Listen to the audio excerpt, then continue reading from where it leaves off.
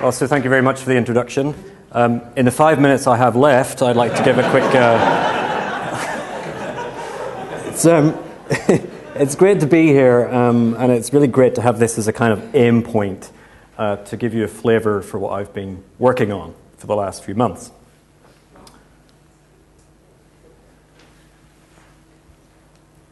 As ruins go, this one is unlikely to impress. No roof, dirt floor, walls shorn up with dabs of municipal concrete and a little creeping moss. Little sense of melancholy to move the seeker of ruinous pathos.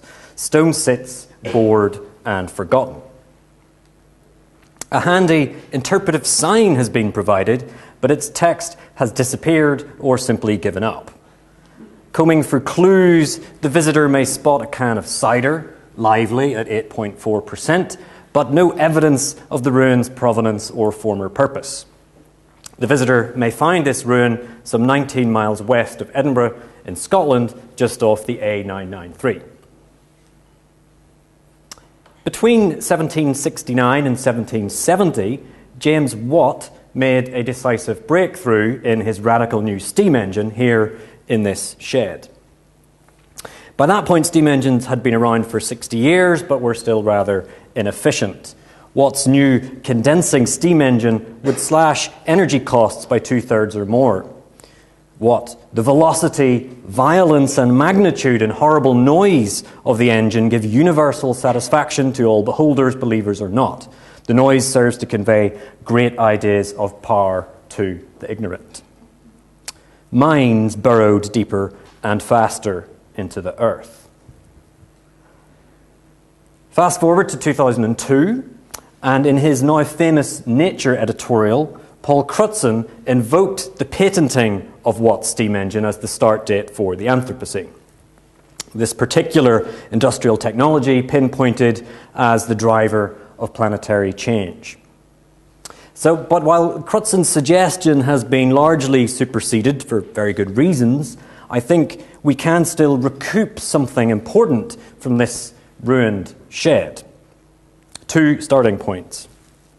Steam power was most efficiently deployed on a large scale, and this accelerated trends towards greater scale and magnitude in industry. Jobs were lost and power concentrated in a machine-loving bourgeoisie. Cornish miners, the first people to have the steam engine, hated Watt's machine. But none of this was a necessary result of the steam engine itself. Technology is not deterministic. As Marx observed, it is limitations of organization that make machines necessary, and social relations change as machines take on new roles, but never in straightforward ways. Second, the pitfall of hylomorphism, which is the idea that passive matter is shaped by a transcendent force like an inventor. Watt's time in the shed was an exasperating one. His image of the steam engine to be, called him, it urged him stutteringly forward. A vision of the future that he strove for, night by night, experiment by experiment, trial by trial. In the shed, with vice, hammers, anvils, screw plates, threaded screws, files, compasses, drills, printing plates and furnace, Watt assembled the first full-size model of his condensing steam engine. It didn't work. He couldn't understand what was going on inside it. His dreams ran ahead of his powers. Encounters with technology are indeterminate. Machines are always capable of subverting design or intention. Subjectivity draws on technical objects in its own becoming. But for Simondon, the great theorist of technics, the reverse is also true, which is that machines, technical subjects, persist by taking what they need from humans and from other machines. Technology, after Simondon, is, quote, a movement that is going to take from inert entities and from living ones, including the body of the artisan, what is needed to hold together in a lasting way. So this engine to be grasped Watt. He was working on it when his wife Peggy died in childbirth. Watt's rational scientific craftsmanship was constantly undercut by his depression, by his despondency, his anxiety, plagued with headaches and sometimes heartaches, as he put it. Money and the lack of it gnawed at him constantly. The machine could perhaps solve some of his ills, but his ills were also made worse by the machine. Watt used tools and his own hands eventually to make this machine work. This was as much a kind of craft as it was engineering. Within 100 years, the steam engine would have helped give birth to, as Marx wrote, a mechanical monster whose bodies fills whole factories, and whose demon power, at first veiled under the slow and measured motions of his giant limbs, at length breaks out into the fast and furious whirl of his countless organs. And technical evolution continues apace. Today, our psychic and collective subjectivity has become inseparable from what Peter Haft calls the technosphere, even as this technosphere mutates into a semi-autonomous domain akin to the lithosphere or the atmosphere. Today's representative technology is a network of things executing things, the technosphere comprised of webs and tendrils of a rhizomatic network. The technosphere and humans are co-evolved, not determined one by the other. So a key question then becomes, what psychic and collective relations can we form with technical beings? A local group have recently proposed a multi-million-pound makeover for several exceptional heritage assets, including James Watt's shed. One of their jobs will be to fill in this sign. And I have no doubt it will eventually boast of the great prowess of amazing Scottish men. But perhaps I would suggest we might take another lesson about relations with technical beings from this Anthropocene, this once noisy ruin. We might linger a little longer with Watt in the shed and his machine rather than invoke Watt the successful industrialist. The sign, I think, might read, "Here, a modest, timid man tinkered with an engine to be. He came to the shed with a precarious livelihood and left to make a fortune pumping water out of holes in the ground. While here, the engine took a lot from this man, filled him with anxiety and depression. The machine's ancestors roam the earth."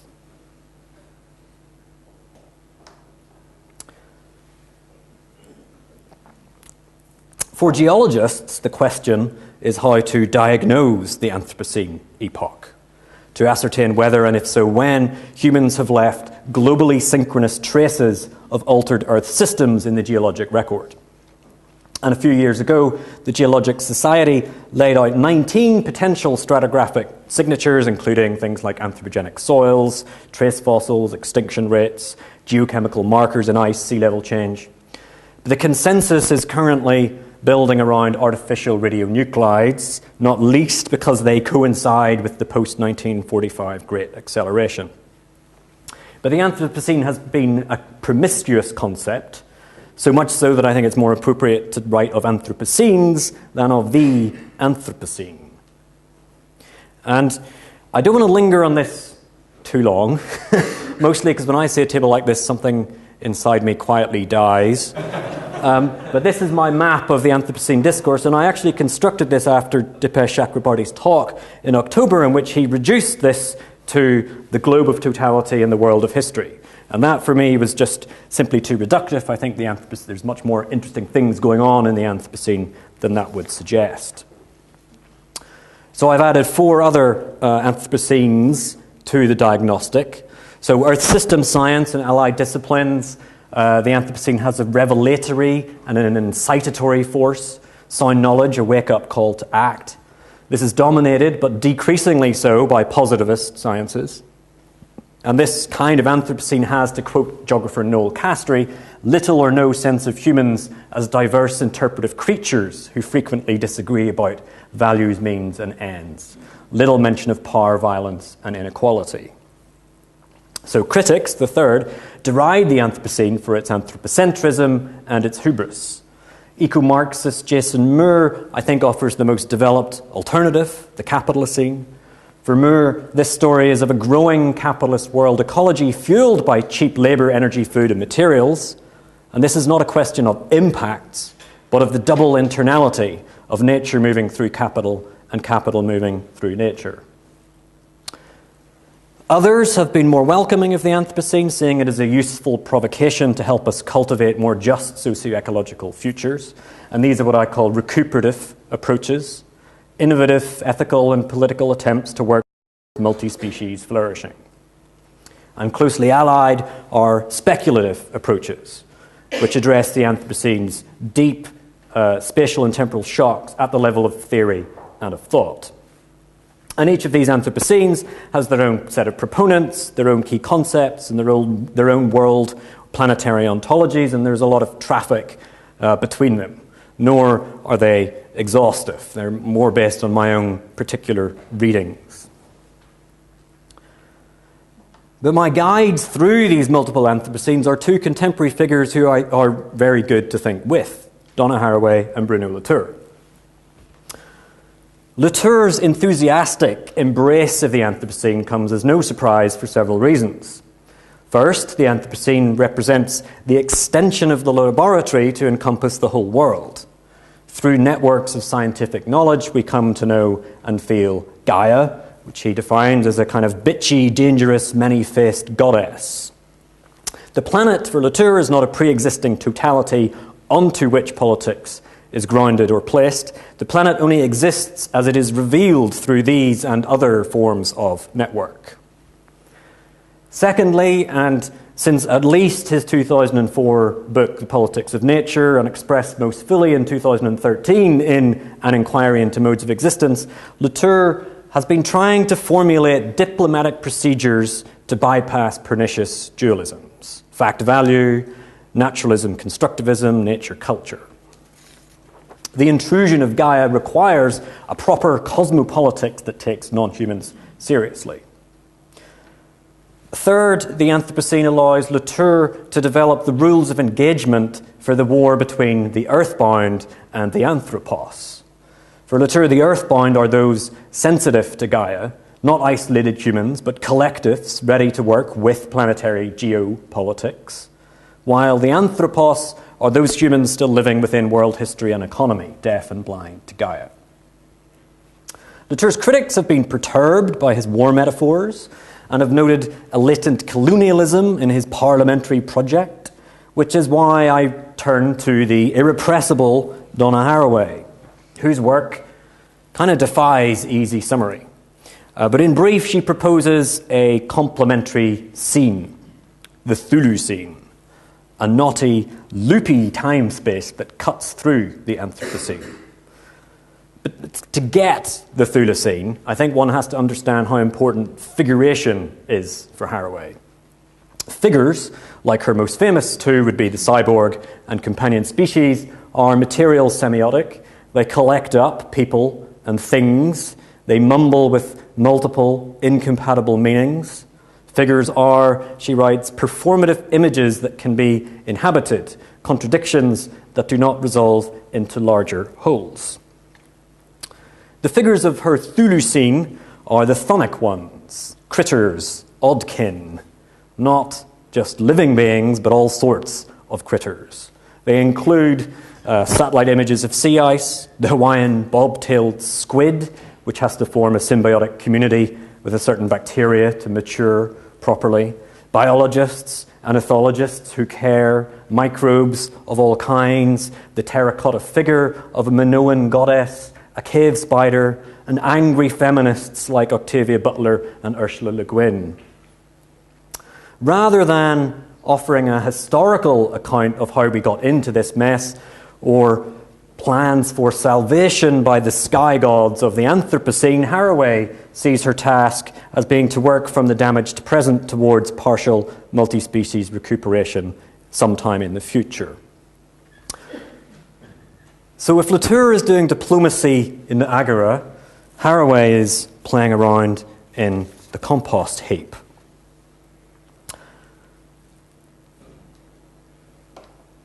Which brings me to my book project that I've been working on while here,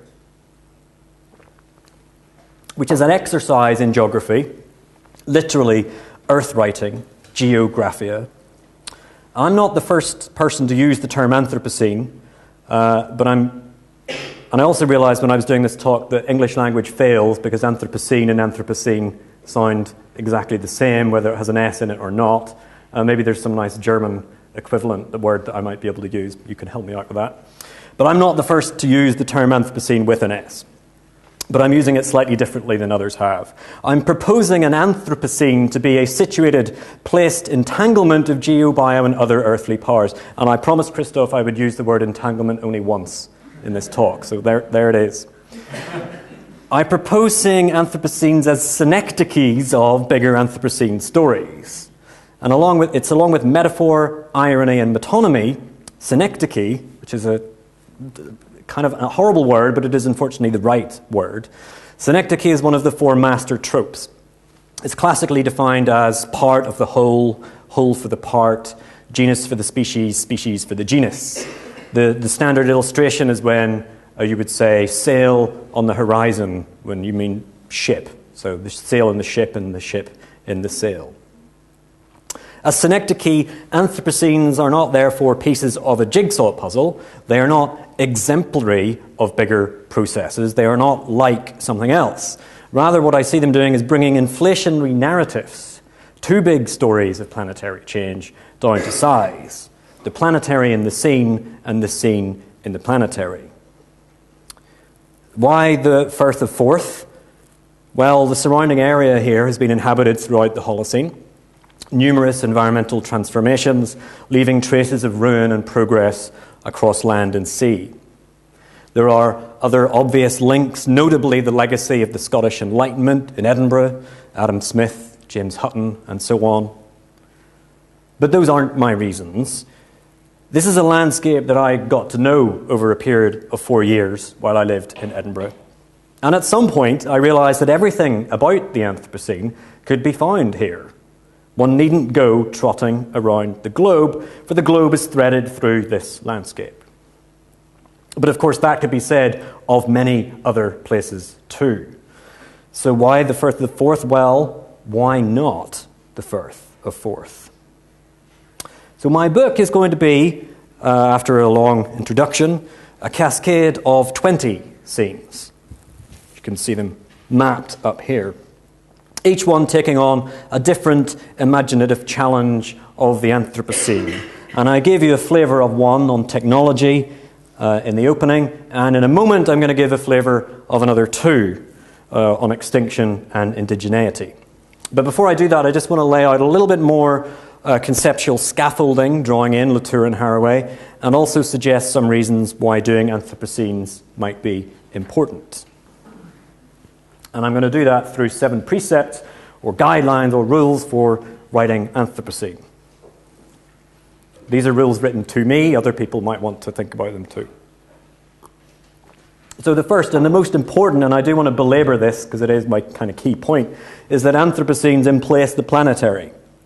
Because it's axiomatic in geography that scale and space do not pre-exist their construction, but emerge from relations. Anthropocenes take place in the compost of everyday life. They show the planetary threaded through mundane space, the factory floor, the nests and foraging flightways of birds, a conference room. Anthropocenes deal with the spatial rupture, which is one of Dipesh Chakrabarty's key terms, provoked by the Anthropocene. They deal with the need to leap without leaping between the place right there in front of us and the globe, wherever that might be. Anthropocenes can be teleconnected to faraway places. No scene is located solely through itself. Their geographies loop out to bring home the planetary and in turn to partake in the relay of planetary space. 2. Their temporality is the thick now, not linear historical time. The suffix scene, deriving from the Greek kainos, the now, a time of beginning, refreshment. Staying in this now means living in a moment full of inheritances, learning as much as one can to inherit them well. Some of these inheritances, like a tectonically active crust, predate life itself. Others, like our microbial allies in eating and being returned to the dirt, have been with us a while. Others are virtual, so visions of futures to come that cut into the unfolding present. So much as Anthropocenes jump the crevasse of planetary and local without jumping, they also encounter deep pasts in the here and now. Their stories. Neither poets nor novelists, academics write, as William Germano puts it, high-protein non-fiction. This requires attention to provenance, to evidence and analysis. Anthropocenes also thirst for theory and so for new ways of thinking that go beyond common sense. These stories will tack towards the mundane and the everyday more than they will tack towards the big project, the signature initiative puffed up with its own sense of significance. Taking Haraway's lead, these Anthropocenes will tell stories that are just big enough. They are tentacular, not arithmetic. Green arithmetic is a dead metaphor. So the Anthropocene is not some tug of war between humanity and nature. Capital moves through world ecology moves through capital. So we follow Jason Moore here when he writes that rather than separate humans from nature, capitalist civilization has enmeshed individual life activity into a web of life whose connections are much denser, more geographically expansive, and more intimate than ever before. But tentacularity also requires going a little further. It requires us to notice the places and forms of environment making that are not integrated or that have fallen out of capitalist world ecology. These latent commons, as Anna Singh calls them, might be sites of recuperation. 5, they are full of awkward kin. So my book features, amongst others, angels, whales, fluorescent lights, geoengineers, pandas that refuse to have sex, tar sands, pipelines, land art, and more. But none of the players in these Anthropocenes are individuals. They are all relational, forming webs patterned by differential vulnerabilities, potencies, histories. Noticing, care, and love do bind human and non-human, but so too ignorance, violence, and death. So there's no starting point, no innocent starting point for the kind of kinships that we talk about. And then 6, Anthropocenes should be diplomatic. Can the environmental humanities afford to leave the Anthropocene to the scientists? Do we just accept their knowledge claims as the context for our own work? Are we just adding some seasoning to hard science? I would suggest not. I want my Anthropocenes to try, at least, to burrow between the diagnostic, incitatory, it's a terrible word, I need a better word, critical, recuperative, and speculative forms of Anthropocene. And good diplomacy mandates that each form is respected in its own terms. Science will be a key ally here, but not the story against which all others are judged. And 7, and finally, Anthropocenes are both depressing and hopeful. There is a lot of bad news, and there will be more. Anthropocenes will not shy from the negative horrors of our times, but depression doesn't last forever. The game is not up, and apocalyptic wallowing won't help. So if Anthropocenes are gloomy on one side, they are hopeful on the other. Hope does not make peace with the world as it is. Hope attaches to creation, potentiality, possibility, recognizing that the here and now need not continue along set lines. And hope, crucially, hope in an open future does not rely on old narratives of progress or redemption. Those narratives are too big. Anthropocenes will tell stories of damaged, ruined, or abandoned places, but also of success and flourishing. They will be trying to become, as Haraway puts it, capable of response and staying with the trouble in mixed up times.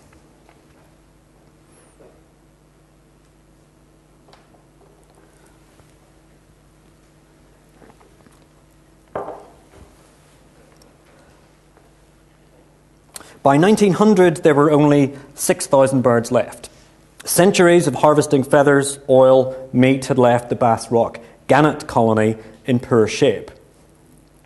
The island was sheep-wrecked and rabbit-infested. The gannet has a 2-metre wingspan, which makes it a graceful, if ungainly, flyer. They know where to hunt using social cues or mental maps. They travel 200 kilometres or more each fishing trip. This is a map of what the Bass Rock is here in the Firth of Forth. This is a map of their foraging destinations. Manoeuvring above the sea, they will plunge dive at extreme speeds, up to 100 kilometres an hour. And then once under the wave, they will swim and pierce fish with a 4-inch beak and hopefully swallow them whole. The basalt outcrop of Bass Rock, visible here, is typical of gannet colonies, clinging to cliffs, preferably on islands, near supplies of shoaling pelagic fish. Colonies inscribe the rocks with regurgitate and poo, and in return, rock etches into the lives of these birds. Basalt constitutes the gannet. Its Latin name, Morus bassinus, derives from the Bass Rock. Breeding gannets will return almost without fail to their colonies each spring, following the spawning fish as they move north. As Deborah Bird Rose suggests, a bird is not an instance of a pre-given type, but is a knot of embodied time, participating in an ongoing intergenerational achievement, made each season, each fishing trip, each chick reared. And rock is an irreducible part of this intergenerational story. A first lesson, briefly, from this Anthropocene would be then that gannets story their places by folding geology into their lives, but they do so in ways that are less destructive than the way that humans do. But to visit the gannets of Bass Rock today is to witness a scene of resurgence. Now with 55,000 pairs, this is the largest northern gannet colony in the world. Each year, 280,000 tourists sail out and around the island on such a trip, which I've taken many times. When the boat approaches the Bass Rock, the air becomes thick with divers and their aerial energies. Human voices go quiet, and an effective charge crackles between bodies. Ecotourism usually prioritizes visual spectacle, some hapless animal enticed into view by food, the whir and flash of photography to greet them. But by the Bass Rock, it is the stench of sedimented bird poo and the clamour of the ara ara of the gannets that outdo the visual spectacle. The wild is here, but not the wild that cradles us in its sublime otherness. At the same time as different worlds overlap when boating around the Bass Rock, we also feel the impossibility of ever meeting properly. Here, the charge of the wild is the strangeness that strikes when we glimpse a way of being that, while radically different to our own, involves sharing territory, sharing the earth. But why have northern gannet populations resurged this century? New laws gave them more protection. They're no longer taken for meat, except for some customary harvesting in colonies elsewhere.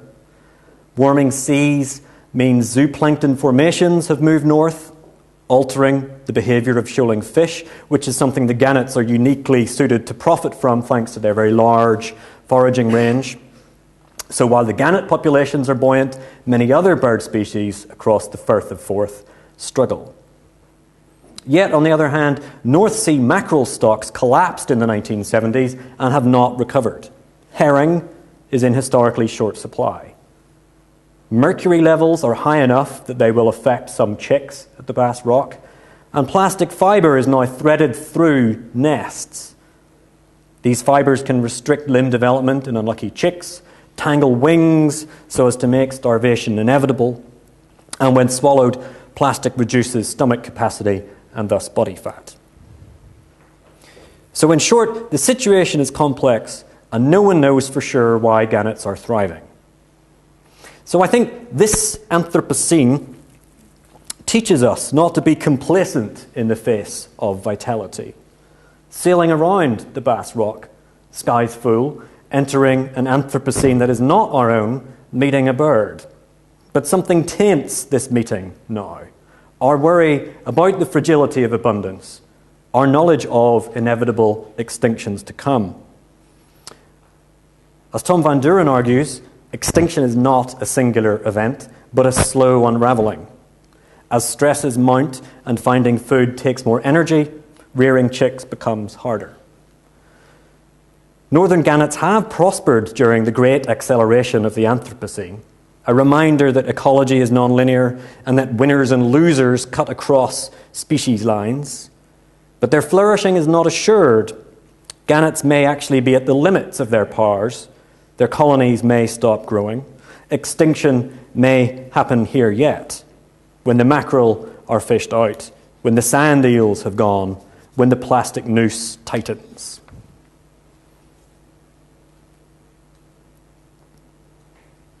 And so one final quick Anthropocene.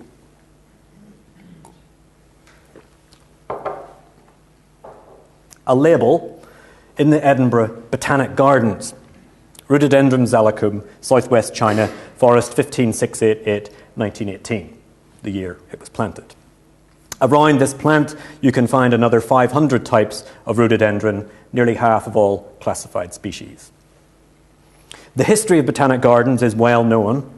After Joseph Banks revitalised Kew in London in the late 18th century, a vast network of gardens grew up across the British Empire and beyond. Australia, South Africa, the Americas, India, Singapore. Their mission was improvement, bringing the diversity of plant kingdom to elegant order, creating universal nature. These botanic gardens also undergirded the Capitalocene by making nature legible and manipulable. Less well told is the story of how botanists and plant explorers in this network systematically relied on indigenous knowledge. Europeans travelled for large part over landscapes suffused with sociality. Although, of course, to make knowledge of plants universal, it had to be purged of local traces, plants disembedded from their life worlds. This rhododendron ended up in Edinburgh through the collaborative labour of two botanists. One, the industrious and steady George Forrest, the other, Zhao Shengzhang, a Nashi botanist from Yunnan in China's southwest borderlands. George Forrest made 7 long expeditions between 1904 and 1928 to one of the last frontiers in botany, the mountainous lands of the southeastern Himalayan foothills. Zhao knew these mountains and their plants, as had his father before him. With Forrest, he travelled over the terrain time and again. They identified over 1,200 new species. Theirs was a meeting of 2 ways of knowing the Earth. The first, the Imperial Archive, precise, obsessive, scientific universalizing. The second was one of ritual and memory, the Nashi Dongba cult, a set of codified rituals performed through song, through walking, and in a unique pictographic language. Their worlds melded in Forrest's obsessive quest for the evolutionary origins of the rhododendron genus. The high mountains and deep valleys of Yunnan created an enormous diversity of plant life. Forrest was seeking the fabled first plant from which all other rhododendron had evolved. He searched increasingly remote valleys, moving ever higher. Zhao understood this quest in his own terms as well as Forrest's. In the Dongba cult, to travel higher north and west was to travel towards something special. It was to travel towards the high mountains from which deities, spirits, and ancestors descended down through forests, animating life. Departed human souls also returned back up through forests to the high places. Somewhere up there, not just the origin of the rhododendron genus, but a threshold between life and death. A label sits in the Edinburgh Botanic Garden. Rhododendron Zalicum from southwest China, forest 1918. This is an Anthropocene. The plant is one of George Forrest's many children. But perhaps if one sat here with this plant and its nearby kin long enough, one might sense the ghosts of Zhao's ancestors drifting through the leaves, lost and in search of high mountains. I've tried, but I can't sense these spirits. But the trying is important, for the traces of other ways of knowing the earth haunt the Botanic Garden, just as they haunt the dying myth of abstract universal nature. That's it.